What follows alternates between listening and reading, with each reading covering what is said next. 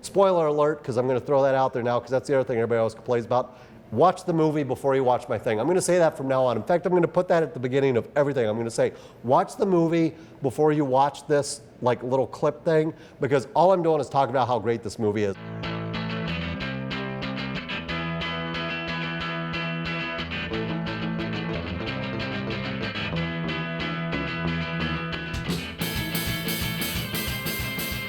Next up, NihilistSlacker, wanted to see Equinox, and again, one of my favorite movies, so of course this got put on here, so thank you for suggesting that one, because I will watch that pretty much anytime it's on.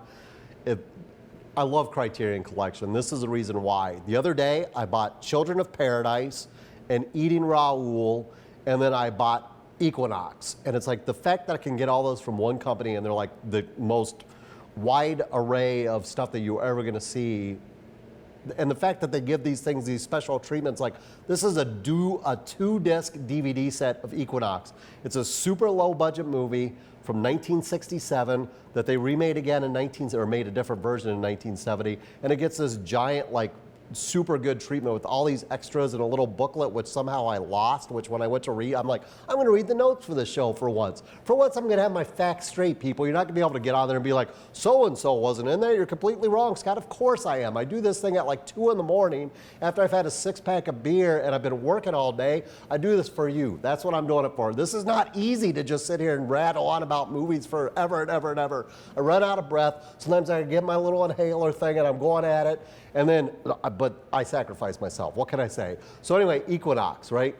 Now, tell me if you've heard this story before. A group of kids, there's 4 of them, they're going up to this cabin in the woods, and they find this mysterious book, and they read these like horrible, evil incantations in there, and monsters show up and the whole bit and kill them, and what does that sound like? It sounds like Evil Dead. But they've said they've never seen that, which I can actually believe, because it's not like it's like, you know, the most outrageous story ever that you couldn't think of this on your own. But it does have a lot of similarities, though it does have Frank Bonner, who was Herb Tarlick in WKRP, which is awesome because I love that dude. By the way, WKRP, F you. I bought the box set for WKRP and I get it, and they didn't pay for the music rights, so all the music is like made up music for this thing, so you don't get like Led Zeppelin or Foreigner or whatever when Dr. Johnny Fever's spinning the records. Instead you get this made up music for it, and it sucks, and it made me mad. I understand you didn't know about music rights when you were making that show, like, hey, someday people are going to want to buy this on DVD and they don't want to hear like terrible music selections that we just put in there for no reason. So these kids go up there, right? They're going to go to this cabin with this professor who's played by Fritz Lieber, who's the guy that wrote Conjure Wife. He's like this famous sci-fi author or fantasy author. And his cabin's completely destroyed because earlier in the show you saw some crazy stop motion Cthulhu octopus thing just like beating the hell out of it. And then they're like, oh, what happened to him? And they eventually find him, and they find this old man in the cave. Do not take old books from old men in caves, because nothing good happens from it. Here in the book, in Dr. Waterman's notes, he says there were symbols that protect a person from whatever. Let's see, Susan has a cross. Does anyone else have a cross or a star, David? No. Well, let's see what we can find. Here it is. Here's one we can make. How? Some willow twigs. That's neat. You're a major with basket weaving. Yes. Put them inside your shirts. They have to be next to your body. Gee, I feel kind of left out. Bless you, my child. If the rest of us weren't such heathens, I wouldn't have had to go to all this trouble. Well, you can thank me for the thread that's holding them together. Now I just hope I don't fall apart. Oh, I don't know. Seems like a pretty nice place to start a nudist colony. Keep your eye on that, will you? Hold it.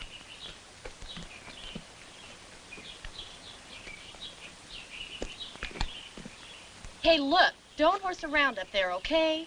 Just do your thing long enough to feel real manly, and then let's get out of here. Please. Boy, you could grow up to be a real fuss budget. Look, promise me you'll be a good girl and don't get Susan all upset too, all right?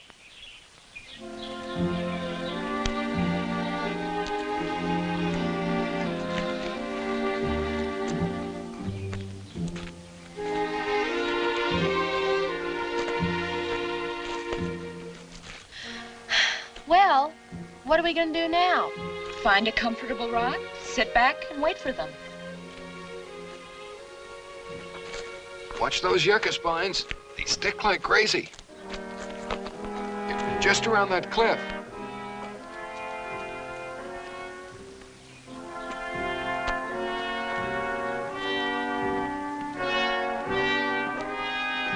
Hey, come on. I'll take your picture. You sure you know how to use it? Yeah, Jim showed me how. Okay.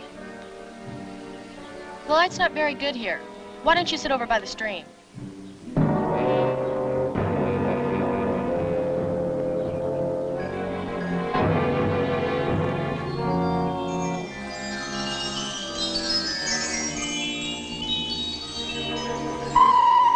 it's not here. Get out! Get out!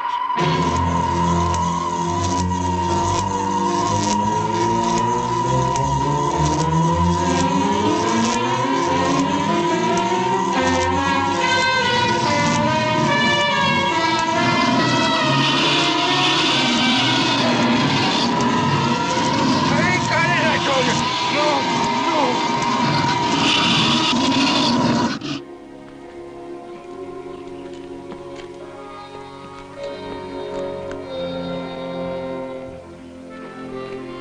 It's about 20 feet from here, wasn't it? I think so. That's the first live thing I've seen around here all day.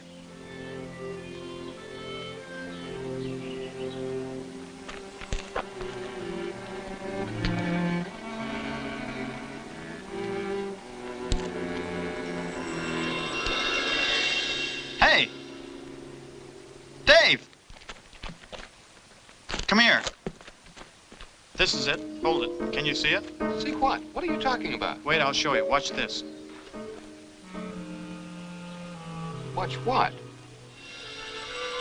What in the... I can see it now.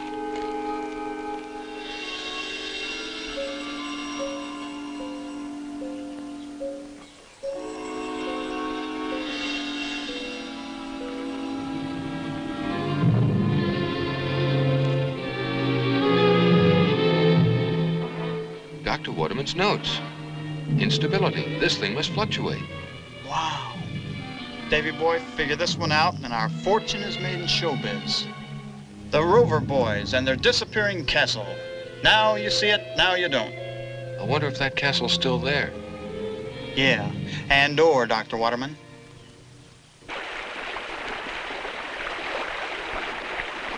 There you are. Is that okay? Okay, now, just a second.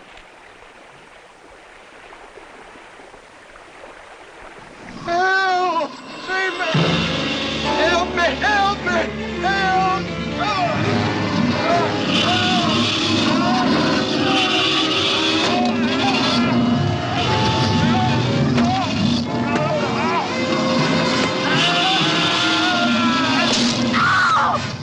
The girl.